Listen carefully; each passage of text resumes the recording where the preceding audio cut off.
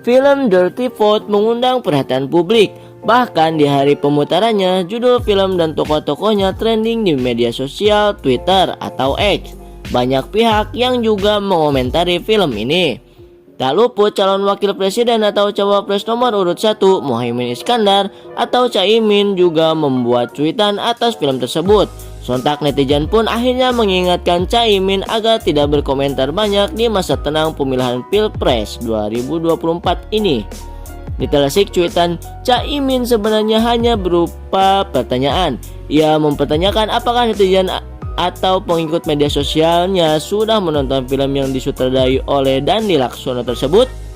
Ada yang sudah nonton? Tulis Caimin seraya mengunggah trailer film tersebut. Situasi itu pun membuat netizen kemudian mengingatkan agar Caimin hendaknya mematuhi jika sudah memasuki masa tenang Pilpres. Beberapa netizen mendukungnya mengingatkan agar Caimin agar lebih berhati-hati dan tertib di situasi masa tenang ini, agar tidak menimbulkan tudingan kepada nomor paslon urut 1 ini. Masa tenang Cak, mending pakai akun alter aja twitterannya, ujar netizen mengingatkan.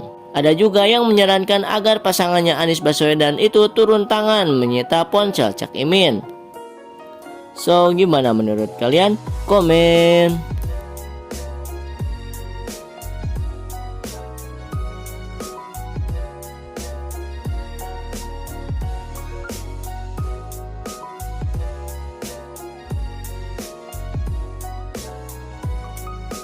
Tanggal 11, 12, 13 itu kan sudah memasuki masa tenang. Tapi kok kayaknya masih ada yang belum tenang ini. Apalagi sampai dipromosikan sama Caimin. Udah pada nonton belum? Makasih ya Caimin, saya semakin yakin sama pilihan saya. Saya jadi tahu maksud dan tujuan Anda. Kalau kayak gitu. Harusnya di masa sekarang nih, gue juga mau kasih tahu. Ini, itu artinya ya metal, salah metal. Ini, itu artinya peace sekarang. Kalau ini biasanya gue pakai ini tuh buat bang mie ayam bakso 1, bang es campur 1 ya, gitu. Kalau ini ya kan artinya ada tuh di film Dirty Vote. Ya kalau gue sih nggak akan ngaruh ya. Kalau kalian ya terserah. Thank you. Udah nonton Dirty Vote. Intinya dari film dokumenter itu, isinya itu menjatuhkan Jokowi ya kan, terus menyudutkan paslon 02 Pak Prabowo dan Gibran ya kan. Mereka itu mengubarkan fakta bahwa fakta ini bla bla bla bla bla bla bla bla bla gitu kan. Semuanya udah dibeberkan. Yang gue bingung ini, kenapa film dokumenter Dirty Vote itu rilis pada tanggal 11 Februari kalau nggak salah kemarin ya. Itu rilis setelah masa kampanye tuh udah santai, udah tenang ya kan, pada tanggal 10 Februari kemarin.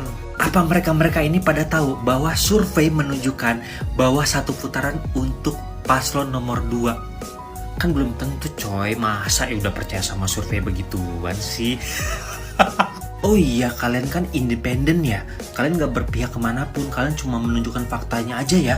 Iya lupa gue, tapi kalian lupa nih ngebahas tentang kampanye menjual ayat agama. Cuma bercanda kok. Yaudah pokoknya siapapun yang menjadi presidennya, mudah-mudahan Indonesia ini menjadi lebih baik dan rakyatnya aman dan tentram. Terus kalau misalkan ada yang bilang, kalau lu milih presiden itu nanti Indonesia gini-gini, masa depan lo bla bla bla bla. Lu cari makan sendiri ya kan, apa-apa tuh sendiri. Udah biarkan elit global bermain-main lah ya kan. Kita rakyat, kita bisa apa kalau kita minta mahasiswa untuk mewakili suara kita? Tetap aja nanti mahasiswa yang pintar nih ditarik sama partai-partai politik, nanti bergabung lagi bla bla bla bla. Udah begitu aja siklusnya. Udah pokoknya kita salam damai.